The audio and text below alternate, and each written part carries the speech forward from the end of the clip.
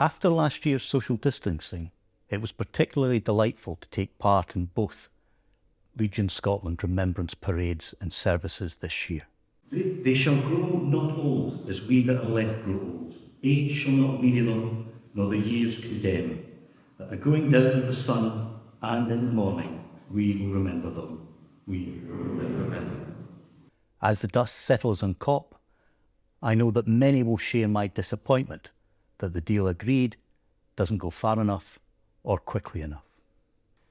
On a positive note, 90% of the world is now covered with net zero targets, and that is to be welcomed. The test, however, will be whether countries can deliver on these targets as promised, and we'll need to do a lot more than has been agreed. I welcome that INEOS have voiced their criticism of the UK government for rejecting Track 1 status for the Acorn carbon capture and storage project. The UK government urgently needs to rethink this flawed decision. It is absolutely essential for the Scottish cluster.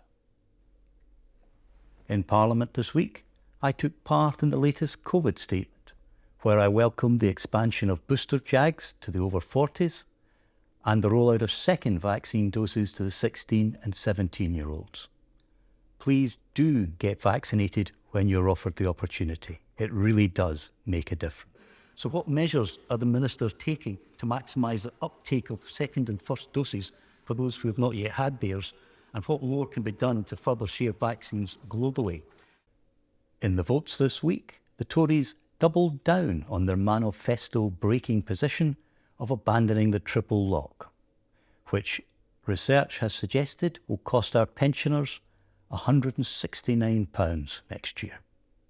I, of course, voted against the government on this.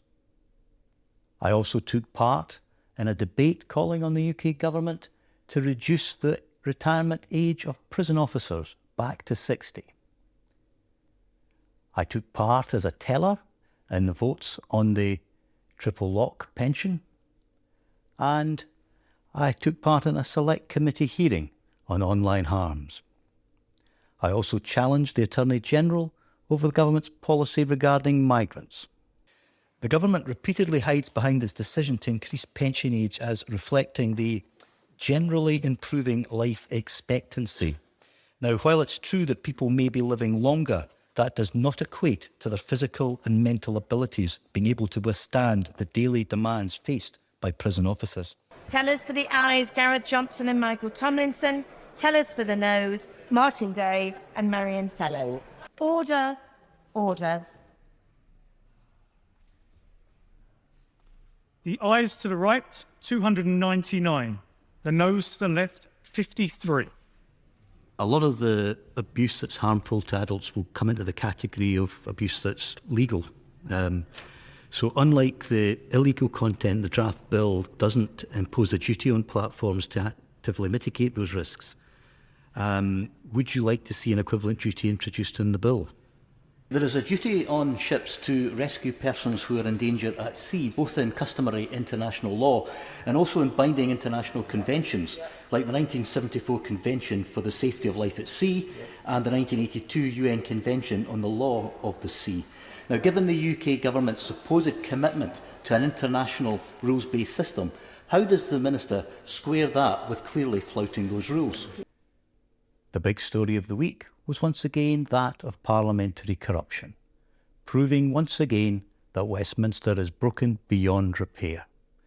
We learned from the Metropolitan Police that the 15 Tory donors making over £3 million donations before receiving their seats in the Lords was not a criminal offence.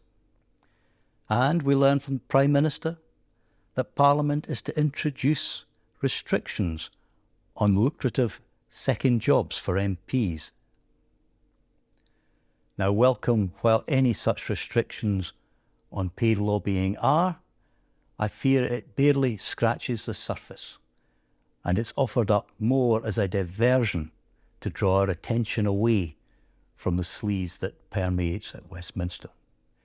Issues such as the COVID contracts, many of which were issued to Tory friends and supporters through a VIP hotline, available only to Tory ministers, lords and members. And as always, if you wish an advice surgery appointment or a visit to your local organisation or business, then please do get in touch with me on 01506 65 4415 or by emailing martyn.day.mp@parliament.uk. And until next week, stay safe.